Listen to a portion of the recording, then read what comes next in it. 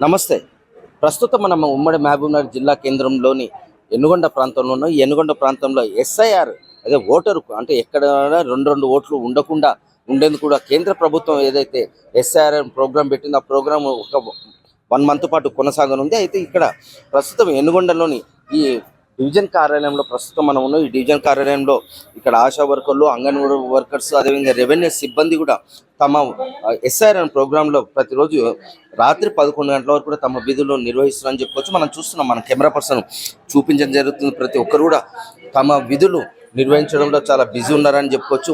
వాళ్ళకి ఎంత ఇబ్బంది అంటే ఓటర్ నమోదు కార్యక్రమము ఎక్కడ కూడా రెండు చోట్ల ఉండకుండా ఒక ఓటరు ఒకే ఓటు ఉండాలనే నేపథ్యంలో కేంద్ర ప్రభుత్వం ఏదైతే తీసుకొచ్చిందో ఈ కార్యక్రమం ఎస్ఆర్ ప్రోగ్రామ్ కార్యక్రమం తీసుకొచ్చిందో దాంట్లో వీళ్ళంతా బిజీగా ఉన్నారని చెప్పుకోవచ్చు. వాళ్ళని అడిగి మాట్లాడించుకునే ప్రయత్నం చేద్దాం.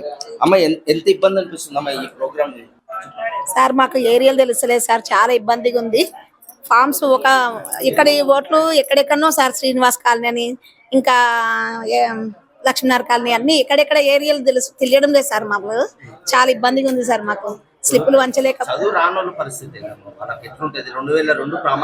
అవును సార్, అది తెలియడం లేదు సార్, చాలా మందికి తెలియడం లేదు. ఆ ఫామ్స్ నింపడం కూడా తప్పు నింపుతుంది సార్. అది కలెక్షన్ చేసే వరకు టైం మస్తు పడుతుంది సార్. మాకు 24 వరకే ఆన్లైన్ వరకు ఇచ్చిండ్రు. తర్వాత మరి ఎట్లా అనేది ప్రాసెస్ మేము 2 ఇచ్చినా కూడా 2 ఫిల్అప్ చేస్తారు సార్. అది అయితే లేదు సార్. మాట్లాడాక చాలా ఇబ్బంది ఉంది సార్. అసలు వాళ్ళకు చెప్పడానికి కూడా వస్తలేదు, ఎట్లా నింపాలి ఎట్లా చేయాలి అనేది కూడా వాళ్ళకి తెలుస్తుంది. కొంతమంది చదువుకోని వాళ్ళు ఉన్నారు, వాళ్ళకు కొంచెం హెల్ప్ చేస్తే బాగుంటుంది సార్. ఒక మనిషిని పెట్టి చేపిస్తే బాగుంటుంది సార్.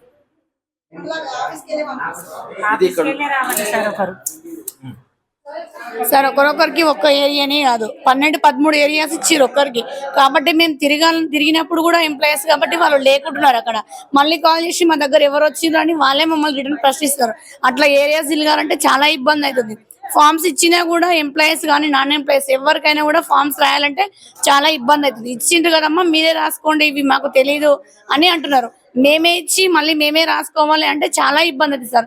దీని గురించి అవగాహన కల్పించాలి, లేదా ఎవరైనా సపోర్టింగ్ గా పెట్టి ఫామ్ అన్న నింపియాలి. ఈ హెల్పింగ్ చేస్తారని కోరుకుంటున్నాం సార్.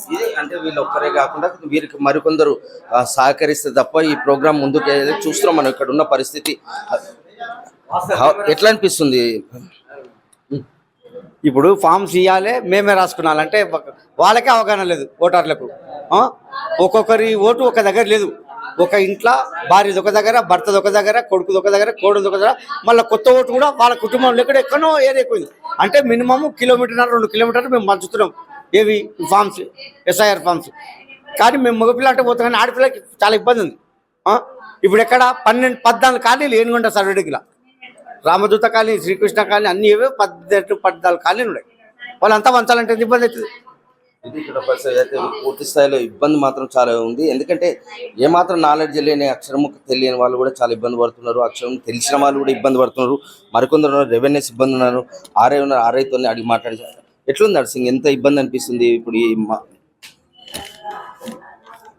సార్? ఇప్పుడు ఎస్ఐఆర్లో భాగంగా మన ఎనుగొండ శ్రీనివాస్ కాలనీ, లక్ష్మీనగర్ కాలనీకి నేను సూపర్వైజర్గా ఉన్నా సార్. అంటే కొంత ఇబ్బంది ఉంది, కానీ మ్యాక్సిమం మేము అందరిని పెట్టి ఫిలప్ చేపిస్తున్నాం సార్. వాళ్ళ డౌట్స్ అన్ని క్లియర్ చేస్తున్నాము. వాళ్ళకి ఎట్లా నింపాలి, 2002 ఎట్లా సెర్చ్ చేయాలి, వాళ్ళకి ఐడియా లేదు సార్. మనం ఫిలప్ చేసి మొత్తం క్లియర్గా చేస్తున్నాం సార్. మ్యాక్సిమం ఇబ్బంది లేకుండా చేస్తున్నాం సార్. ఈ ఎస్ఐఆర్ అనే కార్యక్రమాన్ని ప్రభుత్వం ఎందుకు తీసుకొచ్చింది? ఎందుకంటే చదువుకున్న వాళ్ళకి చాలా ఇబ్బంది అనిపిస్తుంది, చదువు రాని వాళ్ళ పరిస్థితి ఏంది? అయితే సార్ ఈ కార్యక్రమం కేంద్ర ప్రభుత్వం ద్వారా ఎలక్షన్ కమిషన్ తీసుకున్నారు సార్. ఇది గత 2002లో చేసినారు. దాని తర్వాత ఇప్పుడు గత 24 ఇయర్స్ తర్వాత ఇప్పుడు చేస్తున్నారు.